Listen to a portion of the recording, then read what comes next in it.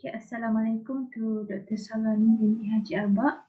I am Adila Fiza binti Aziz, metric number 259190, and I will present my assignment 4 that my topic is proximate cause and delay. In this presentation, I will explain about two things, which is the first is the introduction to proximate cause and delay, and the second one is the real cases that related to this topic. Okay, first of all, I will read the definition of the proximate cause. What is proximate cause? Proximate cause means the directly cause or dominant or effective or real. Proximate cause is concerned with how the actual loss or damage happened to the insured party and whether it is a result of an insured peril. It looks for what is the reason behind the loss. Is that is an insured peril or not? This means the proximate cause can be direct, imminent, effective, and immediate cause. The survey of some law cases is helpful in demonstrating the court approach in determining the proximate cause. And effective and efficient means that there is direct relation between the cause and the result, and that the cause is strong enough that in each stage of the events, one can logically predict what the next event in the series will be until the result under consideration takes place. Other than that, proximate cause is a policy that covers certain peril mentioned specifically therein, known as insured peril. Though some peril may be specially excluded, known as expected peril, and some may still be neither include nor exclude, known as uninsured peril. It means the proximate cause is not always that much straightforward that a loss would be caused by a singular insured or uninsured or unexpected peril, so that a claim would be either payable or not payable. Proximate cause also refer to the first incident or the first peril in a chain of incidents that have caused damage to the insurance claim. The insurance policy may cover the next cause, but not the incident that caused the harm, so that the assured will not be paid for his claim.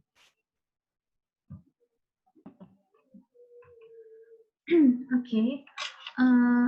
According to the section 55 bracket 1 in Marine Insurance Act, is subject to the provision of this act, and unless the policy otherwise provides, the insurer is liable for any loss proximately caused by a peril insured against, but as subject as foresaid, he is not liable for any loss which is not proximately caused by a peril insured against.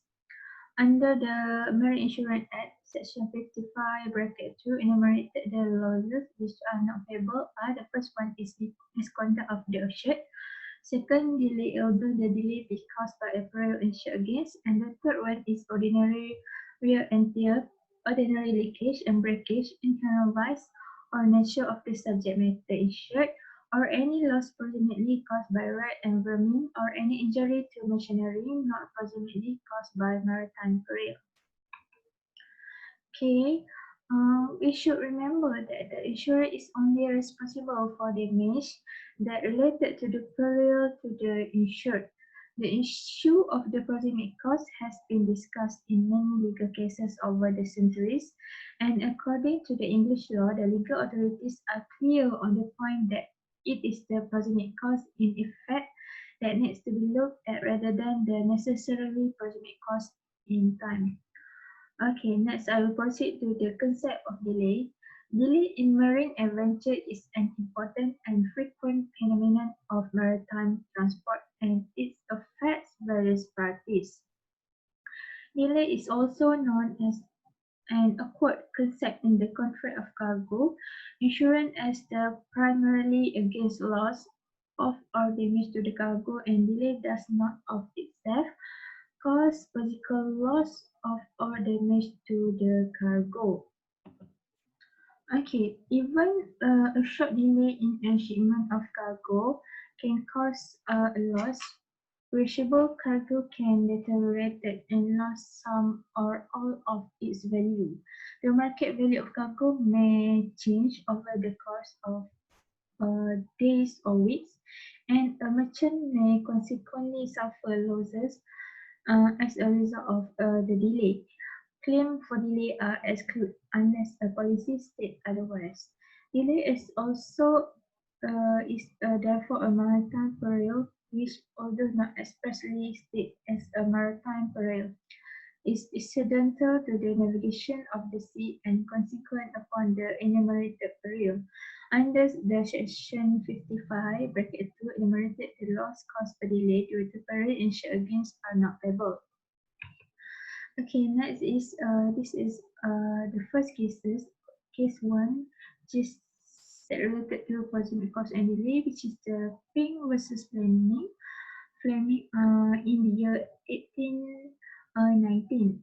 In this case, the story is a vessel was in a collision that have an insured peril and had to put into port of repair. The repair took much time and the cargo inside was the orange and lemons. Due to the delay, the fruit was damaged by deterioration. It was held the proximate cause of loss was the delay. The collision was a ring of costs. So here I put the figure, which is the fruit ripeness chart. In this figure, they show the banana ripeness chart. The fruit, orange and lemon, will have a ripeness in a few days or in a weeks. So, in a detailed story, the insurance was on cargo of orange and lemons and was warranted free from partial loss or damage unless such loss or damage was consequent upon collision with any other ship. A vessel was in collision during the voyage and need to put into a port for repairs. In order that this repair might be affected, it was necessary to discharge the fruit into the lighter and subsequently reload it. It, when the vessel arrived at her destination, it was found that the fruit was considerably damaged, partly by handling involved in putting into the lighter and reloading it, and partly from natural decay, which, in consequence of its perishable nature, arose owing to the decay in the voyage. So the judgment was decided that the loss was not recoverable because it is the proximate cause of the loss was not collision or any period of the sea, but the perishable character, the fruit itself of the cargo that combined with the handling and the delay. Okay, next cases is the Continental Insurance Co. versus Almanza International Inc. In this case, a shipment of lumber insured under a marine cargo policy, the voyage was intended to 25 to 30 days. The ship had to be towed to the port due to the function of engine fail. Voyage was delayed more than 4 months. The insured warned that the cargo of lumber would be damaged if it was kept on board for an extended period of time without ventilation. The damage was caused by lack of ventilation that not excluded under the policy. So the trial judge found as a fact that the damage was caused by lack of ventilation as was therefore not excluded under the policy. In any event, the trial judge held the exclusion clause would only be operative if delay was the sole cause of the loss. However, it have a secondary issue concern whether the cargo carried on deck was covered by the policy. The issue arose because the Timber Trade Federation clause differentiate between under deck and on deck cargo. Under deck cargo is subject to all risk coverage, whereas on deck cargo is subject to specific peril coverage.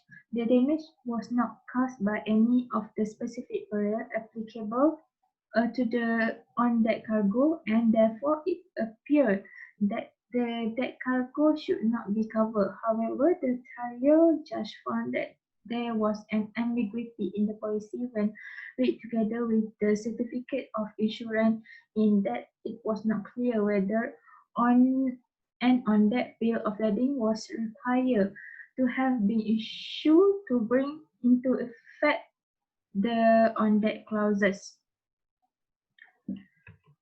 Okay, this is last cases. The case 3, Teller versus Tumba. A cargo of meat had become putrid given that vessel carrying the cargo had been delayed due to bad weather.